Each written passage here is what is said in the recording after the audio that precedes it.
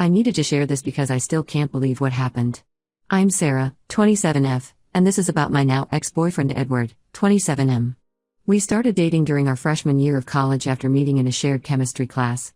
We bonded over our love for science, similar sense of humor, and shared dreams of careers in medical research. Our relationship blossomed quickly, and soon we became inseparable. The past 10 years were filled with beautiful memories. Edward became an integral part of my life and family. My parents adored him, especially my dad, who always wanted a son. They would spend hours discussing sports and working on home improvement projects together. My mom considered him the perfect match for me, respectful, career-oriented, and family-focused. Even my older sister Lisa, 29F, approved of him, which was rare as she was always protective of me after a bad relationship I had in high school. Edward was my first real relationship, and I was his first everything. He was a virgin when we met, having focused mainly on academics in high school. I always thought this made our relationship special. We discovered everything together, grew together, and planned our future together. Recently, we had been engagement ring shopping. He took me to several jewelry stores, showing me different styles and asking about my preferences. We even put deposits on a few rings he liked. Last week, we were at my family's winter cabin for our annual Christmas gathering. This tradition started 5 years ago when my parents bought the cabin in the mountains. It was a beautiful place where all our relatives would gather during holidays. This year, there were about 15 of us: my parents, Lisa, my cousin Emma, 31F, a few aunts and uncles, and some younger cousins. The cabin has 4 bathrooms, with the one next to our room mainly used by Emma and Lisa since their rooms were nearby. That morning, around 6 a.m., I woke up to the sound of the shower running. Through my sleepy haze, I noticed Edward wasn't lying next to me. Instead, he was leaning over the edge of the bed in a strange position. At first, I assumed he was just checking his phone, something he often did when he couldn't sleep. But something felt off about his posture. He was too still, too focused, and angled oddly towards the bathroom door. I watched him for about 30 seconds, still groggy from sleep but increasingly concerned. When I finally asked what he was doing, he turned around looking annoyed, almost angry, as if I had no right to question him. He quickly showed me his phone screen with Twitter open and said he was just scrolling. I apologized and pretended to go back to sleep, but kept watching him from the corner of my eye. That's when I saw him checking his photos and deleting something. My heart started racing as a horrible suspicion grew in my mind. I waited until he locked his phone, then quickly grabbed it. When I asked to see it, he refused, but I already knew his passcode. We had always been open with our phones, never having trust issues before.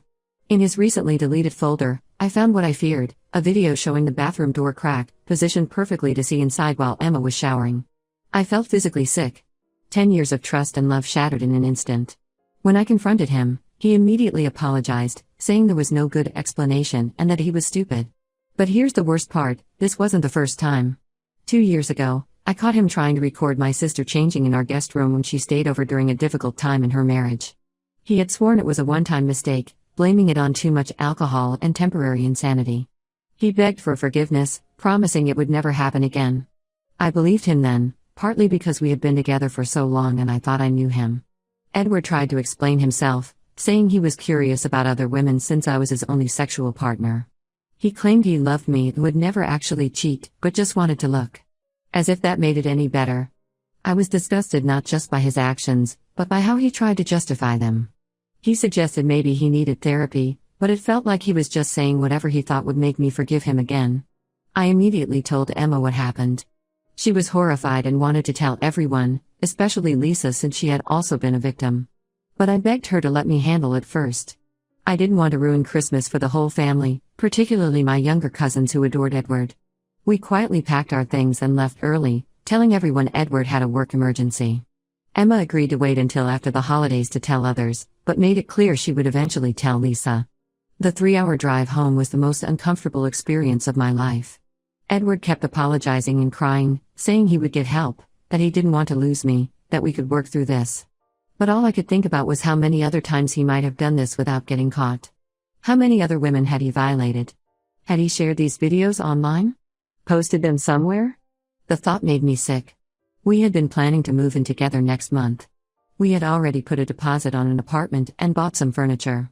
All our friends were expecting an engagement announcement soon. Now everything is ruined.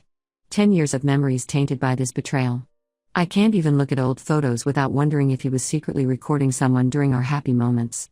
I broke up with him as soon as we got home. He's been calling and texting constantly, begging for another chance. His family called too, asking what happened. His mother, who had always treated me like a daughter, left tearful voicemails asking me to reconsider. I haven't told them the real reason. Part of me wants to expose him to everyone, but another part feels ashamed, as if I should have seen this coming after the first incident with my sister. Now I sit here, looking at the engagement rings we had put deposits on, wondering how I could have been so blind. How did I not see this side of him? Was I just fooling myself after the first incident? I need advice on how to handle this situation. Should I tell his family the truth? Should I inform our mutual friends? And most importantly, should I tell Lisa that her incident 2 years ago wasn't just a drunk mistake? Update 1 first, I want to thank everyone for their support on my last post. A lot has happened since then, and none of it is good. I finally told Lisa about what Edward did 2 years ago. Her reaction was worse than I expected. Lisa broke down completely. She revealed that after that incident, she had felt uncomfortable around Edward but kept quiet because she thought she was overthinking things. She also told me something that made my blood run cold. Apparently, during family gatherings, she had noticed Edward following her with his phone several times, especially when she was going to change or use the bathroom. She never said anything because she didn't want to cause problems in my relationship without solid proof. The worst part came when Lisa told our parents. My dad, who had treated Edward like a son, was furious. He wanted to confront Edward and his family immediately. My mom started crying, blaming herself for not noticing anything wrong. Emma finally told everyone about the Christmas incident too. That's when other female relatives started speaking up. My younger cousin Katie, 19F, said Edward had offered to help her with college applications last summer. During their study sessions, she caught him trying to position his phone to record up her skirt, but she was too embarrassed to tell anyone. My aunt Sarah mentioned how Edward always volunteered to help set up the security cameras at family events, which now seems suspicious. I was devastated. Not only had Edward betrayed me, but he had also been secretly violating my family members for years. I decided to block him on everything, but before I did, I downloaded all our conversations and his messages. Something told me I might need them. Last week, one of our mutual friends, Rachel, reached out to me. She said Edward had been telling everyone a different story. He claimed I was making up lies about him because he caught me cheating. He even showed people edited screenshots of conversations to prove his point. Some of our college friends actually believed him and started posting supportive messages on his social media. I was furious. I forwarded all the evidence to Rachel, the original messages, the testimonies from my family members, everything. She was shocked and immediately cut ties with Edward. But the damage was done. Edward had already convinced several people that I was the villain. Things got even worse when his mother showed up at my workplace. She caused a scene, crying and demanding to know why I was spreading lies about her perfect son. My coworkers had to call security to escort her out. I had to explain everything to my boss, which was humiliating. Then yesterday, Emma called me in panic. She found a hidden camera in her bathroom at home. It looked exactly like the ones Edward had helped install at her housewarming party 6 months ago. She's having her entire house swept for cameras now. The police are involved, but they said without concrete evidence of him placing the cameras, there's not much they can do. They're investigating the camera found at Emma's house, but Edward is denying everything. I feel like I'm living in a nightmare. The sweet, caring man I loved for 10 years turned out to be a predator who targeted my family members. Now he's trying to destroy my reputation while playing the victim. His family is harassing me, some friends have turned against me, and I'm constantly looking over my shoulder. My dad wants to confront Edward directly, but I've convinced him to let the police handle it. We're documenting everything and saving all evidence. I'm also planning to get a restraining order since Edward keeps finding ways to contact me through different numbers and accounts. The hardest part is realizing that the man I almost married never really existed. He was just a facade hiding something much darker. I keep questioning every moment of our relationship, wondering if there were signs I missed. I'll update again if anything significant happens. Right now, I'm focusing on supporting my family members who were victimized and trying to protect myself from Edward's lies. Update 2 more truth has come to light, and it's even worse than I imagined. After Emma found the hidden camera in her bathroom, she didn't trust the police to handle it quickly enough. She hired a private investigator recommended by her lawyer friend. The investigator did a thorough sweep of her entire house and found 3 more hidden cameras, one disguised as a smoke detector in her bedroom, one behind the mirror in her guest bathroom, and one hidden in a fake sprinkler head facing her backyard pool. The cameras were sophisticated, with motion sensors and wireless capabilities.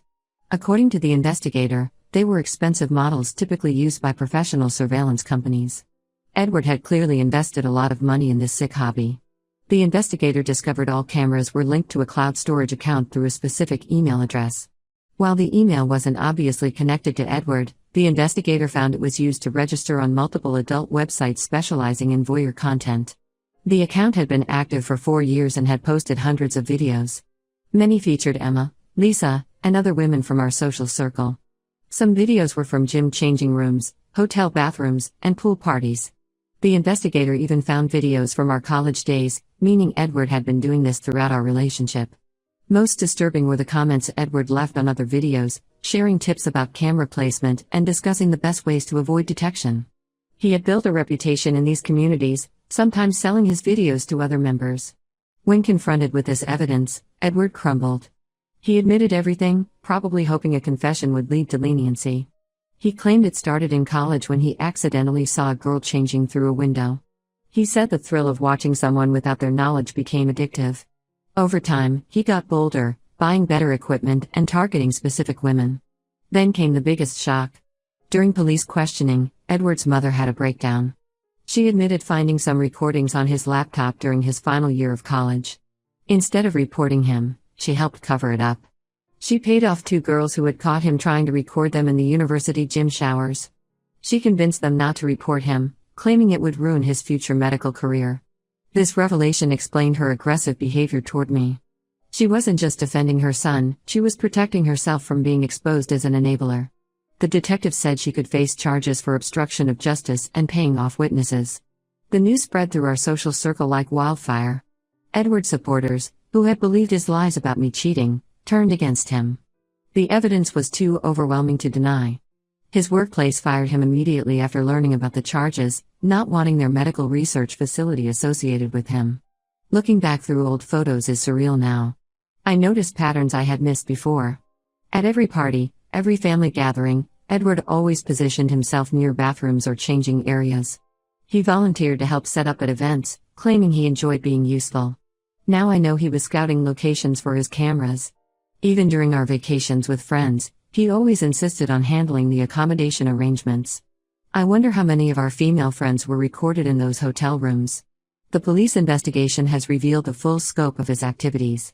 They found evidence linking him to over 50 recordings spanning 6 years.